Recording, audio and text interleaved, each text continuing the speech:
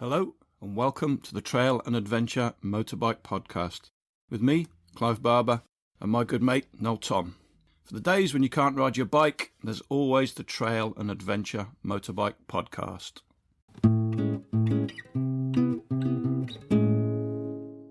Alright gang, welcome to episode 9 of the Trail and Adventure Motorbike Podcast with me, blah blah blah.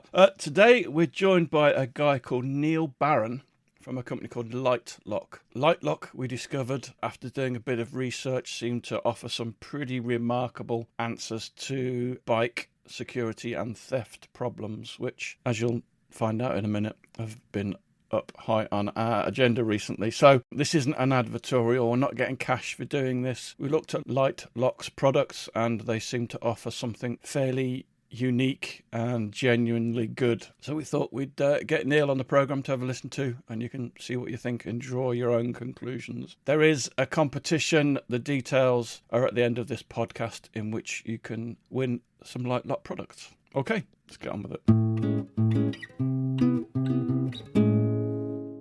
It's funny how this happened because we've got a little chat group and somebody suggested, why don't you get somebody on to talk about bike security? And then about 2 days later, one of our friends, one of the guys that was on the chat group, had 2 bikes stolen out of his garage in Bristol. Oh my God. 2 really nice bikes. That he'd pretty much just bought, really. But by that time, I'd already messaged Phil or messaged your website anyway. I feel like we should almost issue like one of those kind of Radio 4 morning warnings. You know, if there are any sensitive ears in the room, we're about to talk about something quite disturbing. Any small children should perhaps leave the room for a while. Because it's fucking disturbing, isn't it? Especially after Adam's thing, I've been far more. So I've got these like disc locks with alarms in. You have to and I'd never put the battery in, and the batteries have gone in now. Don't get me started about like fasteners and stuff like that, you know, like nuts and bolts. I've actually done extensive research on why washers and how washers work. It's fascinating. Spread the load. Why? What led to that? I was intrigued as to when you need to use a washer and when you don't, and how they work. Is it obvious? It's kind of obvious, yeah. Oh, fuck off. Yeah, it is, isn't it? I washer everything. Very rarely put a spring washer in. What about Nutlock? Do you use Nutlock? Big fan of spring washer, though. Don't you want a plain washer and a spring washer? Yeah. It's the same because you don't want to dig it in, do you? No. And you obviously sit your nut on top of your spring washer. But I'm a big fan of the nylon locking nut. Of course. And a nice. So you guys have just raised me, haven't you? We're going to say Loctite then. I can see it running towards you. I've got the lipstick one, which is really good because those little bottles run out straight away. But if you know the lipstick one, it's like a lip salve. Yeah. Put that on. It's great. That gets used on everything. Oh, you really feel like you've done a proper job, don't you, with a bit of Loctite? Anyhow, hey, listen, we're delighted to welcome Neil Barron from Litelok. Well, welcome. Sorry, I'll start that again. Oh, God. I was so slick for a second. It suddenly snapped into professional mode. Do you want me to leave that in? Absolutely. Okay. But let's also keep this next new improved version of it in that you're about to do now. So we're delighted to be joined by Neil Barron from Litelok. Noel bumped into at the bike show, right, Noel? One of only 2 people to recognise me at the bike show, which I was utterly thrilled about. Which stand were you on, though? Honda stand, I think. What a surprise. Yeah, I think somebody was sat on a CRF because... One of the guys you worked with, Phil, wasn't it? It was, so Phil was looking at getting a CRF, and I think he ended up getting a KTM in the end. Was really close, I think. And we were doing that thing where you visit a show, sit on all the bikes, and then you want them all, which I also did. And it was good. It's actually good to be out in shows again, having gone through COVID and whatever. So it's funny how this episode happened, really, because obviously you bumped into Noel, chatted to Noel, and Noel mentioned that to me. And then on one of the chat groups we're on, some of the guys said you should do something about, motorbike security. And then 2 days later, one of the guys had his garage broken into, which was attached to his house, and had his 2 bikes nicked. And it was like, yes, we should do something on motorbike security. So Neil, you started Litelok a good few years ago now. I started Litelok probably in 2014, and it was kind of secret. My background originally is in aeronautics and astronautics. I used to work for Rolls-Royce aircraft engines, so I've got that kind of quite a long time ago, but I have that training, that sort of very technical training. I ended up moving into sort of more holistic product development and innovation, designing things for other people. So designed all kinds of products. And probably quite a long time before I started the business, I'd started looking through sort of a couple of false starts really at the idea of making lighter weight security, because I ride bikes and motorcycles, and bicycles at the time were getting lighter and lighter. Ironically, they're now getting heavier and heavier. It's just like that paradox is, I think, quite interesting. But anyway, more and more expensive as well. And again, more and more expensive. So I spent many years trying to do something, didn't get off the ground. Then in 2014, I kind of started again. And a friend of mine who I'd been to university with many decades ago had just sold his business in Australia, and he was saying to me, well, we'd done some projects together, and he was saying to me, what have you got in the drawer, kind of thing. And I said, look, I sort of can't stop thinking about this idea of a lighter weight bike lock. Because we kept coming back to it, he said to me, why don't you just go for it and start it? So I started a business basically on my own in my office when my kids were quite small. They helped me put the furniture together, and it was kind of secret for a year and a bit. And then we launched it because we didn't have a lot of money. We launched it on Kickstarter. I'm not sure if you're familiar with Kickstarter, but it's a way of basically putting products out before you've made them, and you can get people to pre-order effectively. So we went onto Kickstarter with, and we'd been through loads of variations of what the name was going to be. It wasn't originally going to be called Litelok, but there were sort of trademark things, and it ended up reducing down to Litelok, which is fine because it describes what it is. Anyway, we went live, and in a month we got something like 230, well, I didn't say something like, it was exactly 232,000 pounds worth of sales, something like 2,750 products sold around the world, 57 countries. So literally a month before Secret, a month after that. And this is sort of a flexible product for cycling, which I developed over the preceding kind of year and a bit, but had a lot more of my kind of experience in it. And the idea was that it was around about half the weight of other products of the similar kind of insurance rating, using a flexible composite material that I developed, and then that was produced by Continental in Germany, which was a bit of a coup and a bit of an accidental thing. But anyway, it has, and we still sell this, it's called Litelok 1, and we make a motorcycle version called Litelok 108, which is a really lightweight, coilable product that now gets to Sole Secure rating as Motor Scooter Silver. They've changed the tools. Basically, everything we do has to be insurance rated and has to be independently tested. So Sole Secure in the UK was set up by the police, with the police sort of decades ago, and they do ratings which are bronze, silver, gold, and now they do diamond, and I'll come back to that later. The highest security is diamond. They also do motorcycle diamond, which involves angle grinders, and I'll talk about that with Litelok X later. So we launched this product. We manufactured in Wales, which is where I'm from. I'm not sure if you can hear it in my voice or not. When I get really excited, you can hear it. I spend a lot of time in England as well. And we employ people. So we started with, just me in an office. We're now up to 22 people. We have a factory where I'm sitting right now, which has a solar roof, which is really exciting because we're obviously effectively building our locks from solar energy. And we make our own processes. So we actually design our own machines and we make our own products. And we bring things in from all over the world. And we've developed quite a lot of technologies that we've then patented and so on. So yeah, I mean, I can keep talking, but you mentioned you're into bicycles and bikes. What sort of biking do you do, and how did you get into biking? I suppose in cycling terms, I was really a bit of a commuter cyclist. So when I lived in London, I was just on the bike all the time. I also, when I was a kid, I've always ridden bikes. I've always tinkered with them, and I think obviously I'm an engineer and a designer and a CEO and all of those things, but I think there's a lack of people that tinker with things, and I think motorcyclists, we were talking about this earlier, kind of share that passion. Generally, it's quite hard to ride something like a motorcycle and not understand how it works or be able to do something to it or adjust it. So when I was a kid, I was obsessed with getting a motorcycle. You'll probably have this story off loads of people, but my parents wouldn't let me. And then I had friends who had the bikes that I wanted, and at the time when I was 16, I think it was like a DT50 or something like that, a sort of enduro type bike. Never had one until later.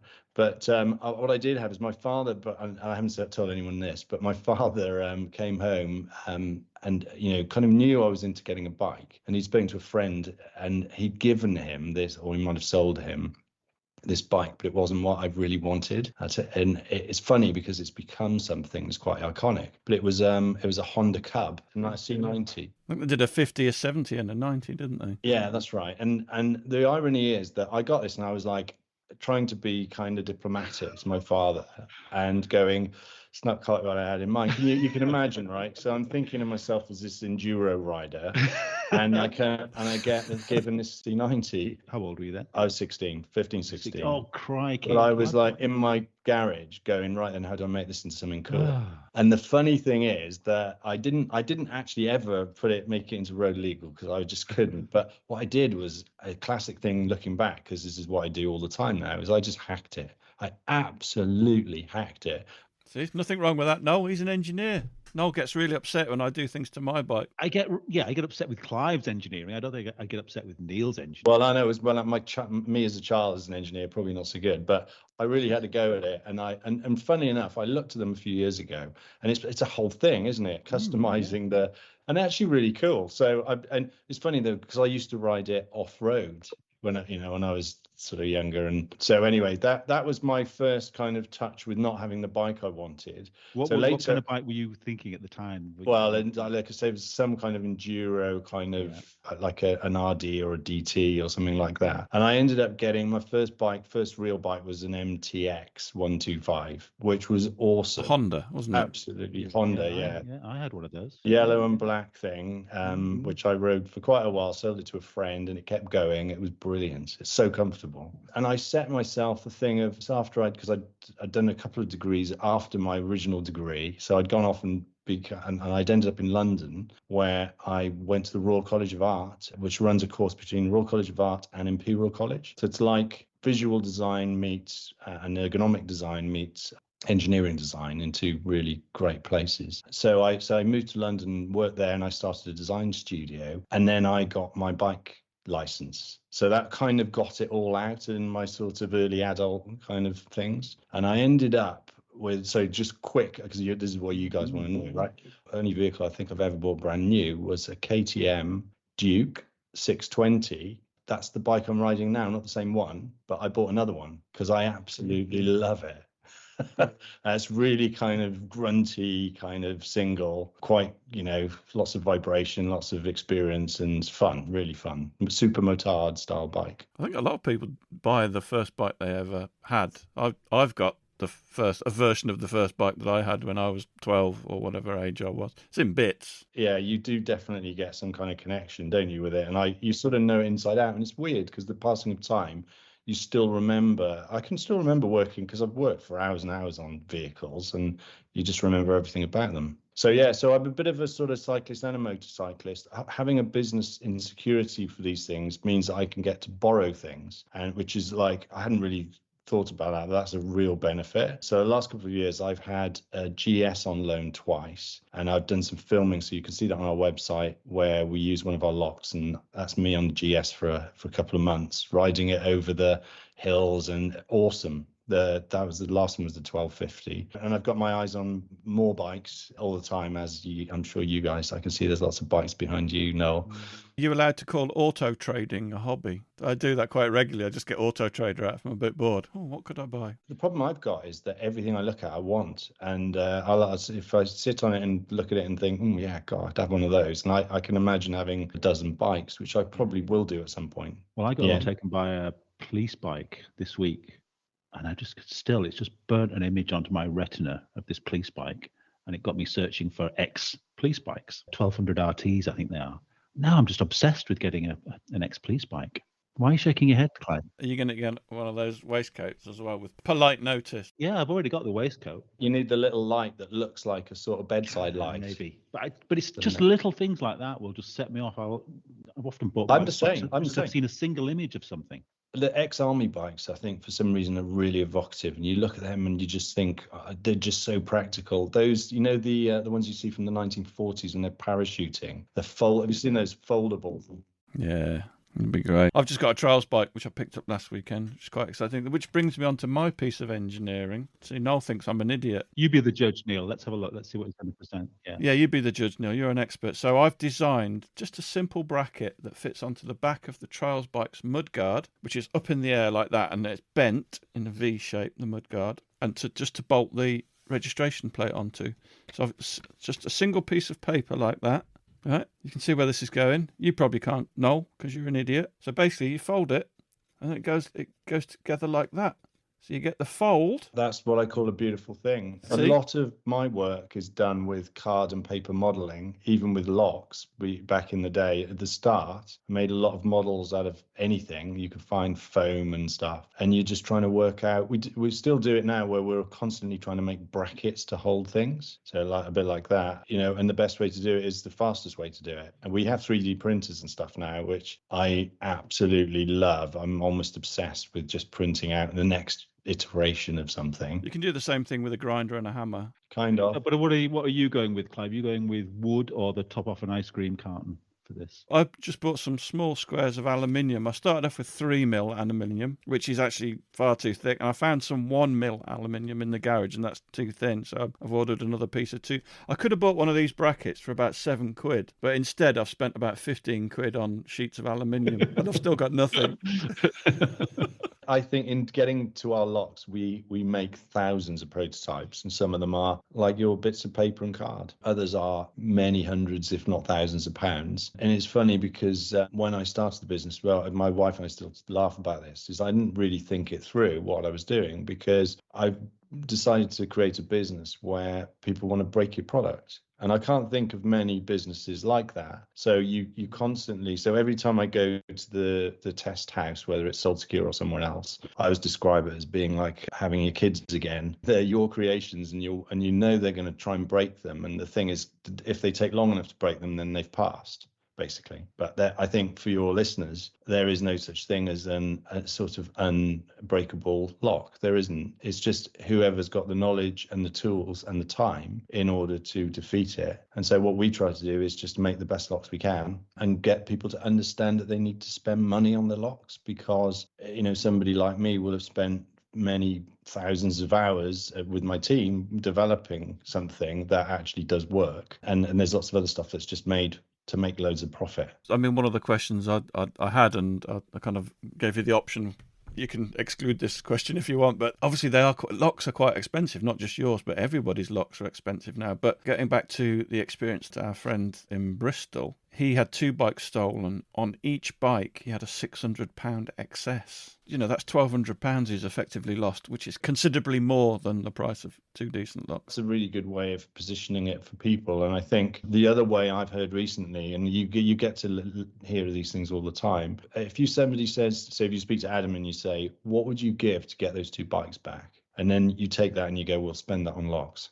Or locks and other devices again. So we would recommend that you have multiple layers of security, whether it's trackers, marking, locks, guards across doors, all kinds of stuff. There are loads of things out there, but obviously you don't want to just buy everything. But I think having multiple things is a good plan. And the other bit of advice is that if you have more than one type of lock, and this is where I'm being very kind of generous to the competitors, is the likelihood of a thief knowing how to defeat 2 completely different locks is quite low, because they'll specialize in certain locks and they'll look for them, and whether they've got the right tools on the day. So having different locks as well on the same bike is a good strategy. When I first had my KTM in London, I used to use a very heavy chain, probably 8 or 9 kilos. It was at the time Sold Secure Gold. I used to carry it around my shoulder, which loads of people used to do. I don't think I could do it now, to be honest.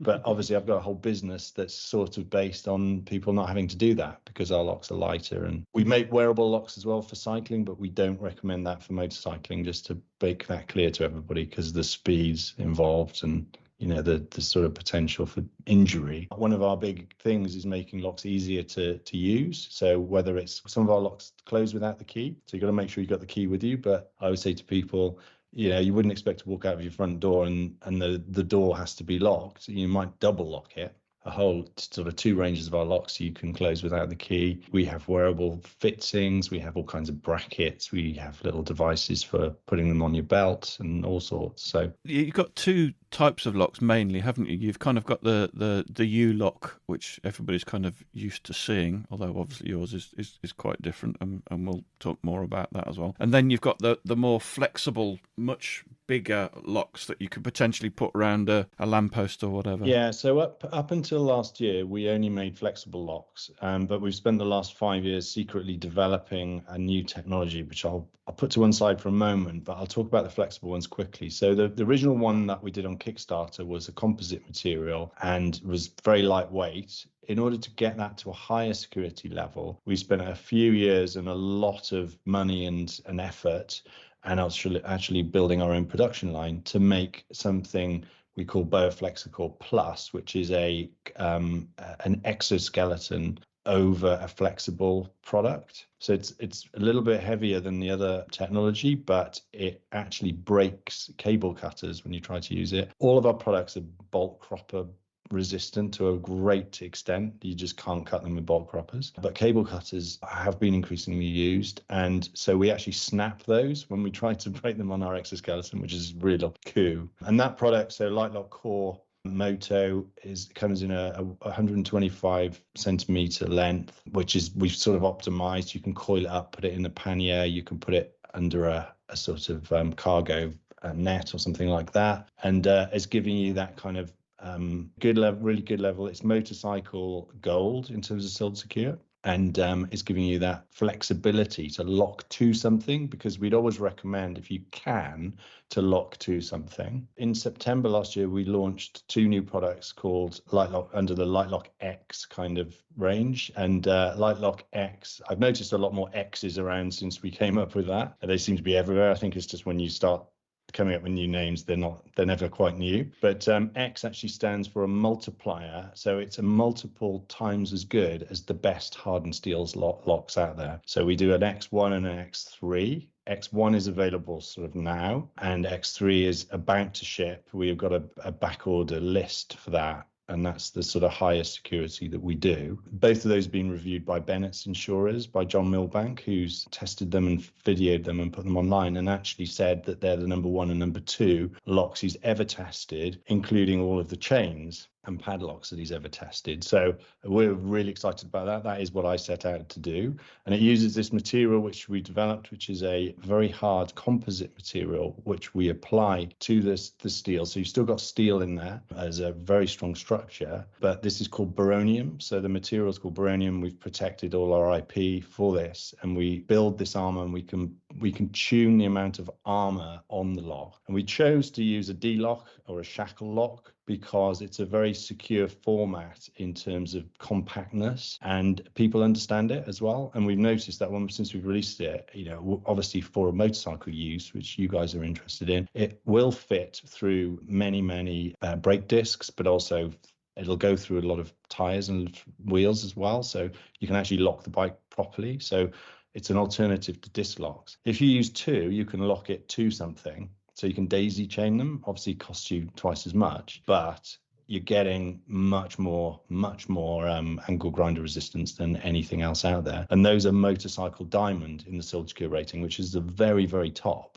And I can't tell you exactly what the spec is, because when you test to Silt Secure standards, you kind of sign up to the fact that you're not going to go around publishing it, because that could go straight to thieves. Yeah. But it's the only standard that has an angle grinder in it for any length of time in their whole range, and ours is just absolutely flying. You mentioned John Milbank, and he made a video public of him trying to cut one of your locks. It destroys the disc effectively, and I think he got through 4 discs before he actually managed to get through the lock. So what our armor does is it's very, very hard, and when you try to cut it with an abrasive cutting, so whether it's a saw, if you try to saw it, it just takes all the teeth off almost instantly of the sort of a hacksaw, even the best kind of hacksaws. So we get through an awful lot of tools in doing this. We've burnt out grinders, we used thousands of discs, or hundreds at least, probably thousands. The Barronium armor actually wears down the disc really quite quickly. So you can see it in some of the videos on our website.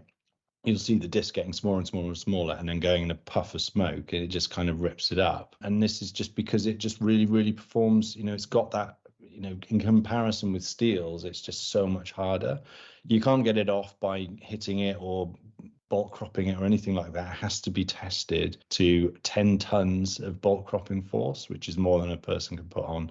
We have 42-inch bolt croppers that our lead engineer who does the testing is kind of swinging off. He's a young, fit bloke who's pretty strong, and like I said earlier, all our products will survive that. But it's quite brutal, the testing. Sorry. Well, I was going to say, is there a huge difference between going at it with a 9-inch cutting disc as opposed to, say, a 4-inch? Are they 4-inch? Well, yeah, I mean, bigger discs. What we're really trying to defend against is battery-powered grinders. There are some bigger ones coming out, but the bigger the disc, generally, the bigger the torque. So you're going to get sort of more effect from cutting. And there are different discs that, slightly thinner discs would probably cut a little bit better. But we use the same kind of tools as Solid Secure, and they are really, really good tools. Everybody else's locks, we benchmark against them. The reality is that pretty much everybody's D-lock, in the best-selling D-locks that are just unarmored, so hardened steel, we can cut them all in about 20 seconds with our setup. It's just a normal setup with a battery grinder. And ours, and I'm not going to publish times on ours because, as you saw from John Milbank, it depends who does it, with which tool, where they're doing it, how much they know about it. But the X in our Litelok X name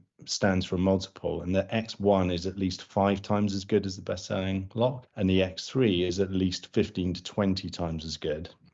So you can imagine the choices. If you wanted to just buy a D-lock, you either buy 5, or you buy 1 of the X1, or you buy 15 or 20. So it's really cool to have something, and I've been working on this for a long time. It's for me to then try and explain it to people is now the job.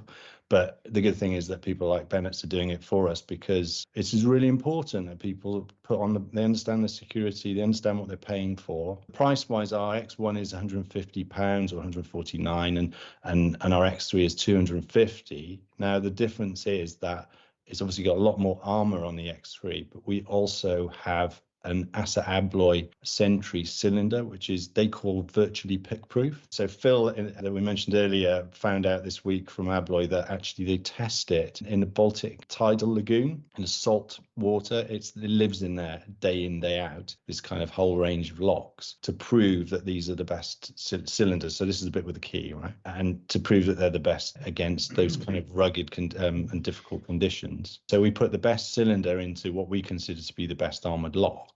Obviously, we're going to be confident, but we think the X3 is the best lock you can get. Is it time for some shocking? Because I would love to hear the information that you are probably privy to.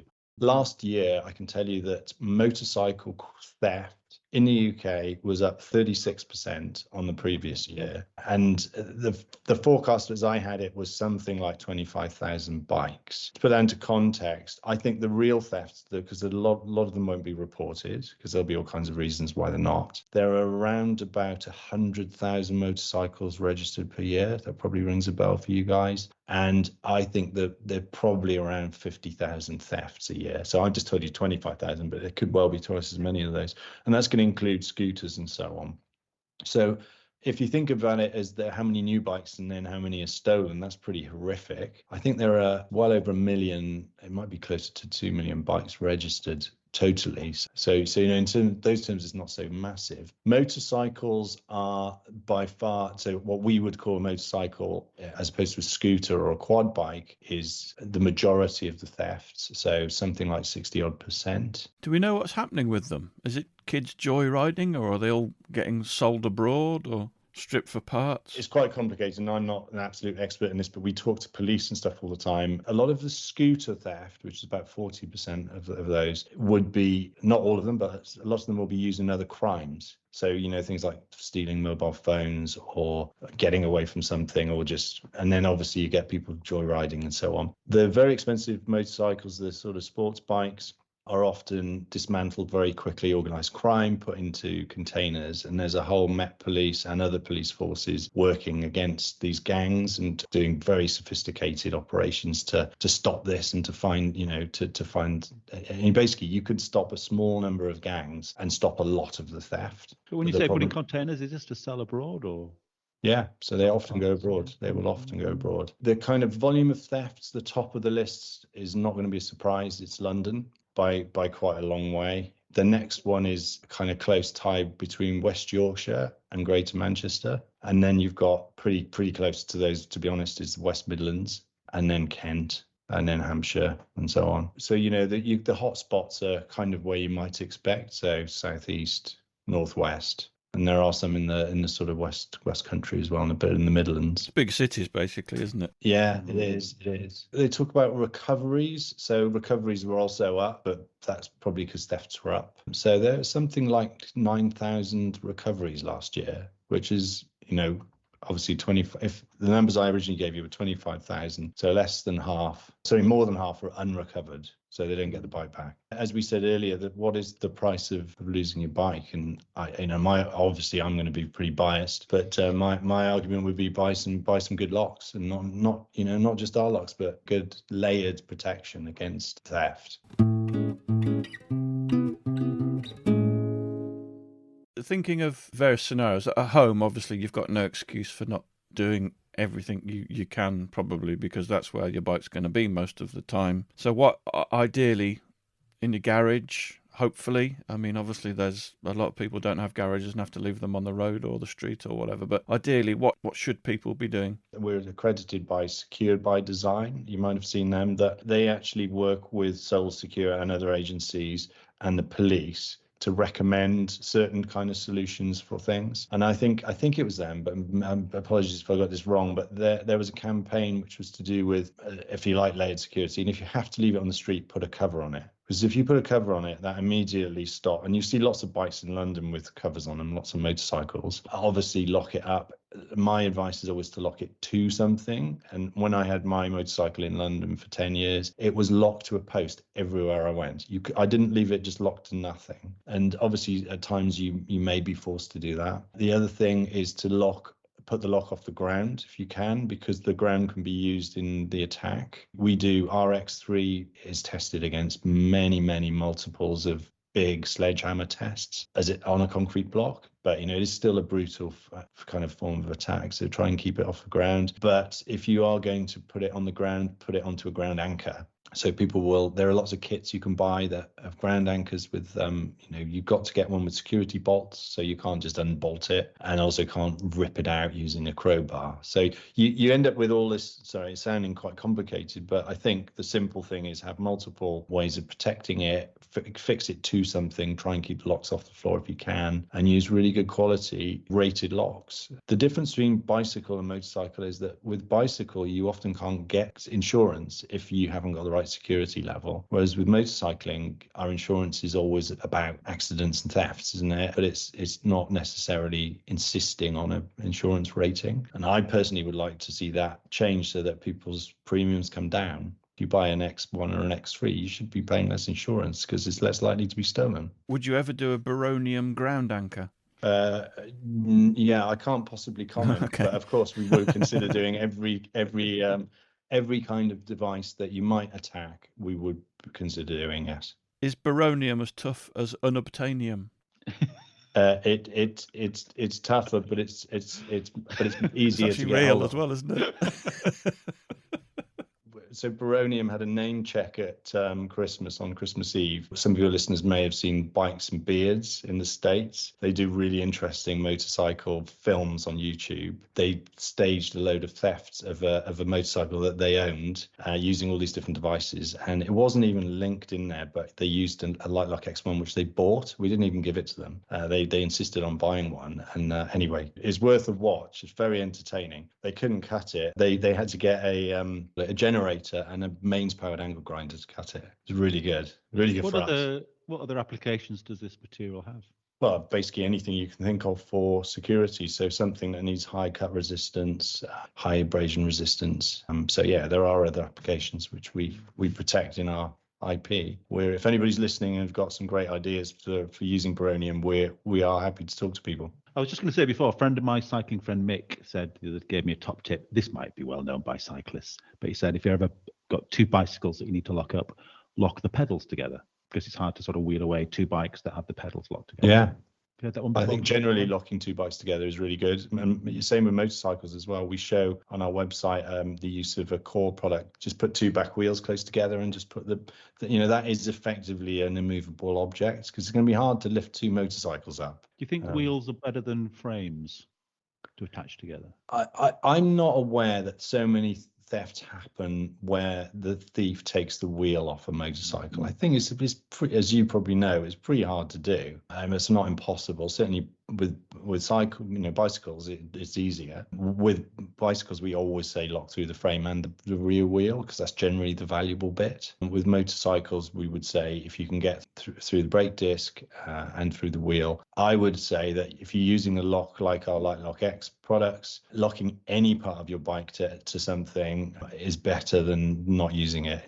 So if you've got a difficulty because you've got a weird bike, you still should use the device. You're trying to immobilize it, and there's that big debate against immobilizing it and fixing it to something. As a lock expert, have you ever put a disc lock on and then forgotten about it the next day and ridden on? Not just the next day, the next hour. Oh God.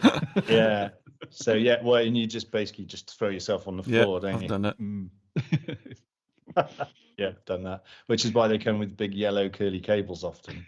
So the other thing was trackers, and I know trackers isn't part of your business, but they do seem like a really good idea from Adam's experience. Apparently what they tend to do, once the bike has been stolen, they'll go and hide it somewhere for a couple of days. And if it's not been recovered, they know it hasn't got a tracker on, they'll go back to it. So potentially if you've got a tracker on, you can actually recover it, although one would urge caution. Don't go on your own. No, absolutely. But I think that is exactly what the organised crime gangs do. Yeah, if you can track it. And there are lots of tracking devices that aren't necessarily colossally expensive that you can also put into your bike yourself. Most cyclists are practical, things like the sort of, I'm not using any brand names, but the sort of mobile phone type tags that, sort of 30 quid. There's no reason why you can't fit that somewhere in the bike. Somebody's going to have to strip it down to look for it. It uses the mobile phone network to then identify it. I don't know a lot about trackers, by the way, but I'm sure there are some awesome trackers out there as well. But I would say, like we said earlier, marking as well. So if it's going to be taken apart, then you can identify that it's been come from a bike and it's been marked and registered. Trackers, covers, locks, you need all of it basically, which is kind of sad. Motorcyclists, in my opinion, are willing to pay a bit more for things, because I spend hours looking at things like the clothing ratings and the way they're tested, and there's some really good stuff done by people like Bennett's to tell you what the good stuff is. If it genuinely performs, then you kind of expect to have to pay for it. And what it does at the end of it is it gives you that kind of peace of mind. And that's because it's a really enjoyable kind of pastime, isn't it? And you don't really want to be going back to no bike. Hence the phrase reassuringly expensive. It has been mentioned. Yeah, but genuinely, our technologies are really expensive to make. We have our own factory, we build our own processes, we source the best materials, and we develop things over many years, and it is really expensive. And I know what other lock companies pay for their locks and where they get them from. We also can give a better service. You lose your keys or something. With the X3, for example, we pre-register everybody's keys, so that if you lose your keys, you've got to prove it was your lock, but we can go and get you another key. We're the only people that can give you a key, because we've got the partnership with Abloy. So we're just trying to think about all those things, that how we can turn the fact that it's expensive to do what we do into a positive and give the customer a better experience. Has the grinder become like, the go-to technique? Well, it's just so much quicker than a lot of other things. And I think that what's happened in the time that I've been looking at the whole area, is that motors and batteries have got a lot higher performance, a bit like bikes have as well, and come down in price. So you can buy a grinder in, one of the sort of Aldi or Lidl or somewhere like that for 40 quid. It's not going to last very long, probably, but it'll allow you to steal some bikes. Obviously, we're fighting against that. Thieves also they're actually quite wily. They will work out a way of getting what they want to get, and obviously it's got high value. There are plenty of 20-grand motorcycles around now, aren't there? It's a big prize. In your research, then, have you ever actually talked to an ex-bike thief at all? Yeah, we have. Yeah, and it's there are a few which are sort of reformed and want to try and help, and they're sort of rehabilitated. It's where I found with bicycle thieves. Anyway, I found that they go around on with a moped, and they had something like bolt croppers in the back of a rucksack, and they call the bikes, the target bikes, golds. So it's kind of like there's a gold, because it's kind of like getting gold as some gold. And then if somebody's bought a poor quality lock, then they know how to get it off quickly, and off they go, and they push them away using the scooter, and that's how they do it. And they're pretty brazen as well. I mean, even the grinder thefts, you'll find these on YouTube. They'll have a lookout, and they'll have somebody grinding away. You would hope that if you saw somebody grinding something in the street, would you say, is that your bike? A lot of people are just scared, and they don't want to get involved. Unfortunately, when I started, the theory was that if the theft like that only happened in dark places at night, and the other misnomer, just for listeners, is that leaving your bike, they assume that leaving your bike in a public place in the daylight is safe, and actually in a busy place. So, for example, in a city, and actually that is the opposite. So the thieves will wear a hoodie or a hat so that CCTV can't identify them, and even if it does, they're unlikely to get big consequences, and they will brazenly go and steal your bike in the middle of the day. So the idea that you could have a poor quality lock and just leave it somewhere busy, that's actually wrong, and proven to be wrong. Yeah, that's interesting. In all the years you had your KTM in London, was there any evidence that anyone had attempted to steal it? No, I don't think so. But then if I did this is geeky, but in doing all the grinder testing, I've had to buy all the grinders, and I actually bought a grinder from the late 90s, which is when I was there. It's just so bad. And it's actually a really high quality one from the time. It just doesn't do anything. And so the only thing that would have cut that lock at the time, it was a good lock. I actually still got it. I think I've cut a load of links off it. Like, you keep these things, you wouldn't be able to cut it. I'm just curious that the ex-bike thieves that you've spoken to, I Mm. always wonder whether people, do this in their youth, say, whether in later life they feel any kind of guilt over it as they sort of have a better understanding of what they did.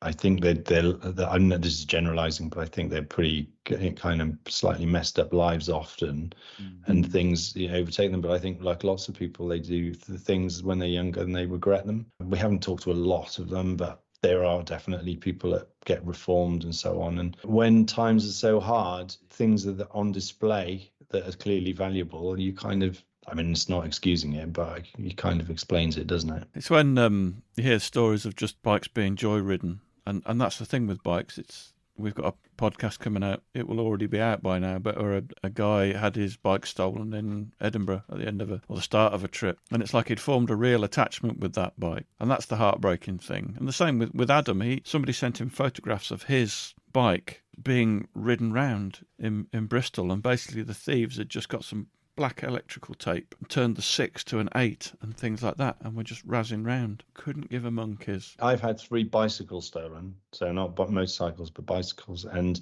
the last one was actually one that I specifically bought not to get attached to it. It was a really old bike, and guess what, within a few weeks I was really attached to it, and it got stolen, and it came back. I couldn't believe it wasn't there, and I was thinking it didn't cost a lot, but it was just that kind of wrench of I know with all my bikes, I built them all myself. You spec everything out. They become they're precious, not just for a financial reason, but I've still got the bike I used to race on in the loft. Probably never going to ride it again, but I can't face selling it. It's probably worth something now. It's vintage. My red Honda, which I've had since 2009, is a Q Reg. Wow. So it's a stolen, recovered bike. Don't you think you should give it back now?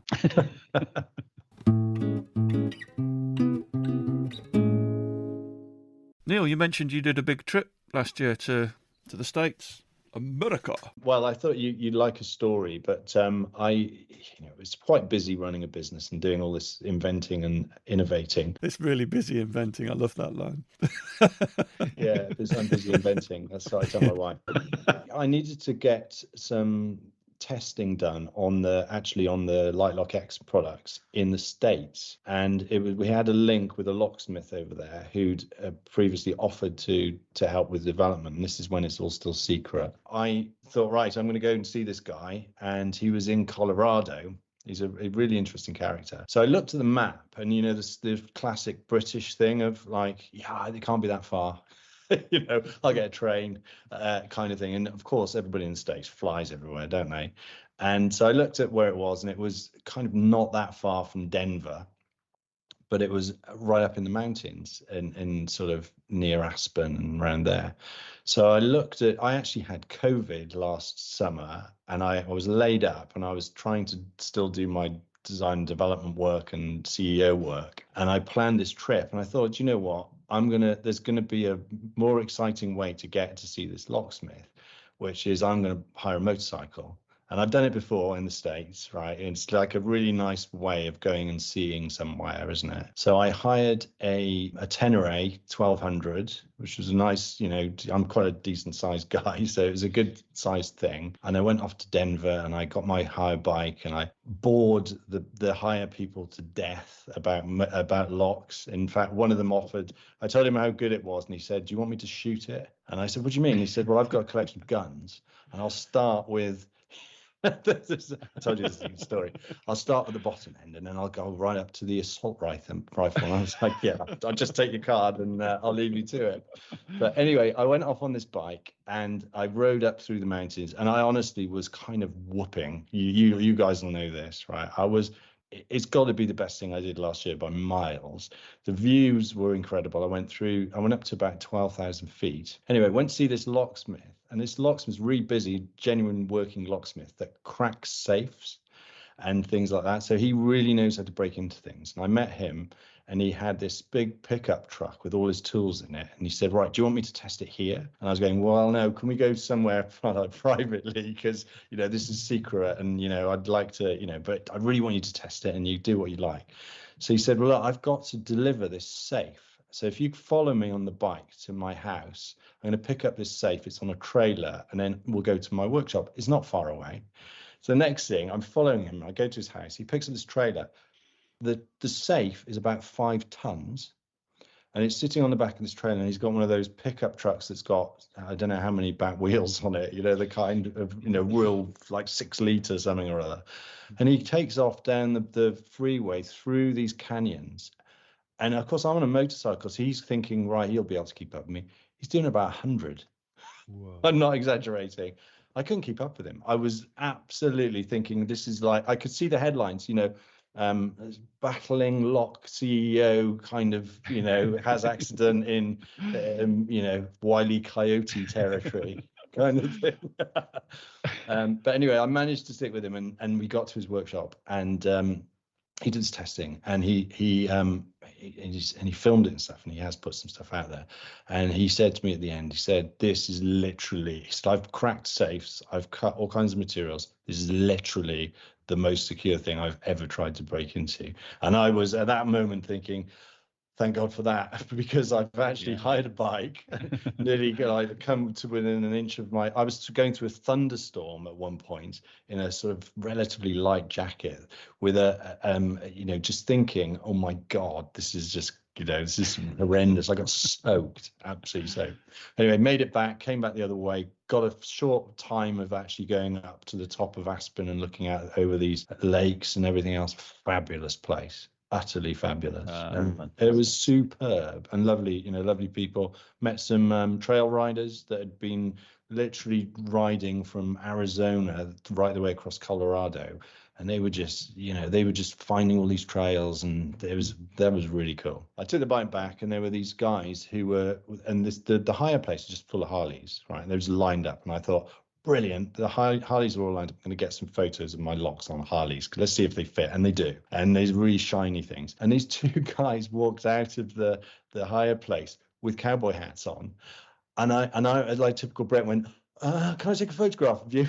It was really embarrassing. And it turned out that they were the guys that do the publicity for the hire company, which is quite a famous one. And they were really cool. And they took us some photos of them by locks and whatever. But the chances of seeing two people in cowboy hats, and they were riding to this bike festival. They were like, it's only 6 hours. We're just going to ride for 6 hours and go to this motorcycle festival. And I was just thinking, this is awesome. Did you manage to pitch that to Mrs. Barron without smiling? That whole I did, and I showed her the photographs. Well done.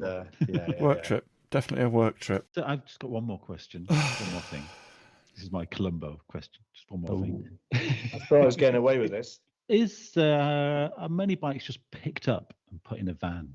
Yes. That is the two scaffold poles. That's why I say you've got to lock your bikes to something. It's the two scaffold poles and a good couple of blokes, probably 3 or 4 blokes, and they shove it into a van and off they go. And that's the one where they put it around the corner and watch out for the tracker these days. I think that is a genuine thing. So if you can lock it to something, do. Even if it's to another bike, or whatever. In London, you see a lot of bikes locking to each other's chains and stuff because you can kind of undo it. I've not seen it happen myself, though, to be honest. I've never, often I've seen bicycles being stolen. So you might not have a massive spanner, but it sounds like you've got the biggest grinder collection. I've got a grinder and disc collection and also cutters collection that you wouldn't believe, like the number of broken cutters, bolt cutters and cable cutters and stuff, which I'm looking now because it's surrounded by them everywhere. And the thing is that they're almost like badges of honor as well, because you go, oh yeah, we broke 45 cutters on developing that lock. But I can remember when Soul Secure first, so this product, which I put next to me, the Litelok Core, when they first tested it, the guy that tested it, he's a really good guy. You get to know these people, and you kind of, as I said to you, it's like having your kids again every time you go. He put his full force, and he's quite a big, quite fit guy, full force on the end of the cutters. You know how this is done. So the cutters are off the ground like that, and you're putting your force on it. And he just hit the deck, and he turned around, and I thought, oh my God, he's hurt. He turned around and he said, I'm really sorry, Neil. And I said, no, I'm really sorry, because he thought he'd broken my lock and I'd broken his cutters. And then he went, you bastard. Because he had to buy more cutters. A massive thank you to Neil from Litelok.com. That's Lite lock.com, litelok.com. If you need some serious security for where you live, have a look at their X1 and X3 locks. They're the ones that are coated in the Baronium, which will provide you with some fairly serious security. Also, Litelok have very kindly offered to do a competition for us to win one of their locks. If you have a look at www.litelok.com/TAMP, Litelok spelled Litelok, TAMP, TAMP, as you should all well know by now. Enter your details on there. Let us know if you win something. All right, that's it for this week. We'll see you next time. Thanks for listening. We really appreciate your support. Don't forget you can follow us on Facebook and Instagram. And if you really appreciate what we do, you could consider supporting us on Patreon or buy us a coffee. Links are available on our website, which is tampodcast.com, tampodcast.com, where we also have a limited selection of branded stuff. But either way, please keep listening and spreading the word. See you next time.